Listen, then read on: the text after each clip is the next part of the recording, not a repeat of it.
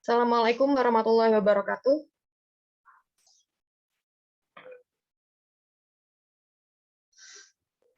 Salam, Waalaikumsalam. salam sejahtera untuk kita semua. Puji syukur atas nikmat yang Tuhan limpahkan kepada kita, sehingga kita dapat berkumpul dalam keadaan sehat pada siang hari ini. Sebelumnya, perkenalkan nama saya Finasi Faurohmah, selaku moderator pada prestasi kali ini, dan juga ada beberapa rekan-rekan saya, yaitu yang pertama ada Lulu Atuniswah, yang kedua ada Aini Rahma Fadlina, yang ketiga ada Fadilah Akbar Arafah, yang keempat ada Nabila Rahmawati, yang kelima ada Aprilia Nantasari, yang keenam ada Egy Yanwar Tridewi, yang ketujuh ada Syarifah Dewi Murtiningrum. Baik, untuk kesempatan kali ini kami dari kelompok 5 akan mempresentasikan mengenai folklore, pengertian, latar belakang, ciri-ciri, jenis, bentuk, dan fungsi. Untuk slide pertama akan dibacakan oleh Lulu Atuniswah, untuk waktu dan tempat dipersilahkan. Pengertian. Folklore adalah bagian dari kebudayaan suatu masyarakat yang tersebar dan diwariskan secara lisan secara turun-temurun serta turun-temurun. Bentuk folklore antara lain mitos, dongeng, legenda, dan nyanyian rakyat. Folk adalah sekelompok orang yang memiliki ciri khas pengenal fisik, sosial, dan budaya sehingga mudah dibedakan dari kelompok-kelompok lainnya. Ciri-ciri itu antara lain berupa warna kulit, bentuk rambut yang sama, mata pencaharian yang sama, bahasa yang sama, dan agama atau kepercayaan yang sama. Sedangkan lore adalah kebiasaan atau tradisi dari folk yang diwariskan secara turun-temurun secara lisan atau melalui suatu tindakan. Adapun contoh tersebut disertai dengan gerakan isyarat atau alat pembantu pengingat. Baik, terima kasih atas pemaparannya. Untuk sesi selanjutnya akan dilanjutkan oleh Aini Rahma Fadlina. Untuk waktu dan tempat dipersilahkan. Di latar belakang, folklore secara etimologis berasal dari kata folk dan lore. Kedua kata tersebut berarti ada ketergantungan satu sama lain sehingga membentuk makna folklore. Folk merujuk pada kelompok populasi atau kolektif sekelompok masyarakat yang memiliki ciri-ciri pengenal kesenian, adat, fisik, sosial, maupun kebudayaan. Sedangkan lore ialah representasi keinginan folk yang ekspresif. Folk dan lore di dalamnya juga terdapat seni, sastra, budaya, dan tata kelakuannya. Jadi folklore adalah berupa kebiasaan masyarakat, berupa kebudayaan, kesenian, baik secara lisan atau non-lisan, melalui suatu contoh yang disertai dengan gerak isyarat. Baik, terima kasih. Untuk sesi selanjutnya akan dilanjutkan oleh Fadilah Akbar Arafah. Untuk waktu dan tempat dipersilahkan. Ciri-ciri folklore. 1. Folklore merupakan milik bersama dari kolektif tertentu.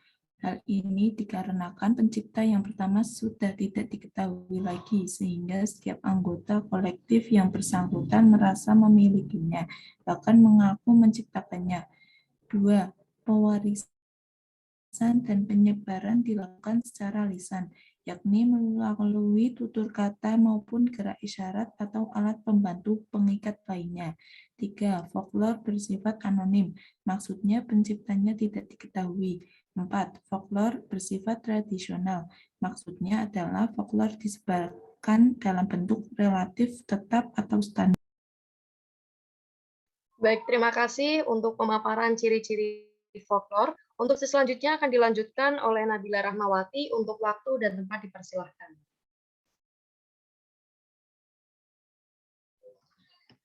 D. Jenis-jenis folklore. 1. Mitos. Mitos merupakan suatu hal yang berbau mistis yang dipercayai sekelompok orang yang berkembang di suatu daerah. 2. Legenda. Legenda adalah prosa atau cerita rakyat yang berkembang di suatu daerah. 3. Dongeng. Dongeng merupakan dibuat oleh manusia moral kehidupan. Biasanya dongeng diceritakan oleh orang tua kepada anaknya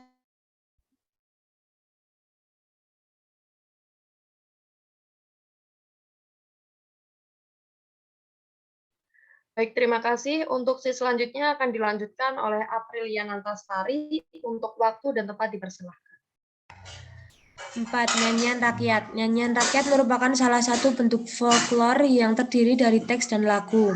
5. Upacara. Upacara merupakan salah satu cara untuk memberikan penghormatan terhadap nenek moyang, tempat, peristiwa tertentu yang telah terjadi di masa lalu, yang dihormati dan dilestarikan hingga kini. Untuk sesi selanjutnya akan dibacakan oleh Egy Yanuar Tridewi untuk waktu dan tempat dipersilahkan. Bentuk-bentuk folklore. Yang pertama, folklore lisan.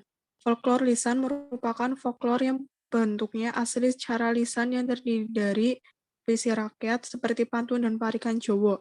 Contoh, Waji Geletik Gula Jawa, yang berarti isi cilik sing prasaja. Yang kedua, folklore sebagian lisan.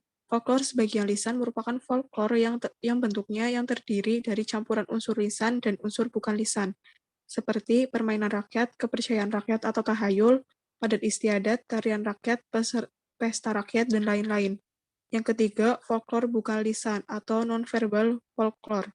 Folklore bukan lisan atau non-verbal folklore merupakan folklore yang bentuknya bukan lisan. Contoh adalah arsitektur rakyat atau bentuk rumah joglo, Minangkabau, Limasan, Toraja, dan sebagainya. Kerajinan tangan, pakaian, dan perhiasan, dan lain-lain yang sesuai dengan daerahnya masing-masing.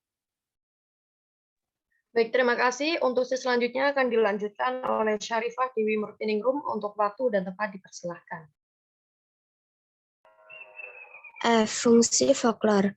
Menurut Bascom dan Dudnes dalam Folklore Nusantara, hakikat, bentuk, dan fungsi oleh Profesor Dr. Robert Sibarani, MS, folklore mempunyai 8 fungsi, yaitu sebagai berikut.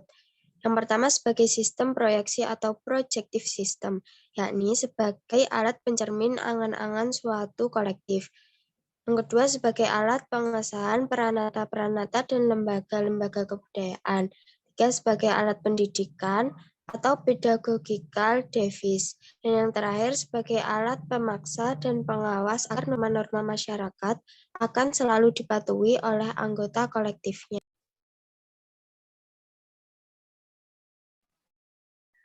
Baik, terima kasih. Sekilas pemaparan mengenai folklore, pengertian, latar belakang, ciri-ciri, jenis, bentuk, dan juga fungsi.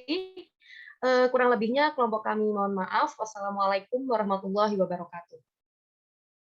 Waalaikumsalam warahmatullahi wabarakatuh.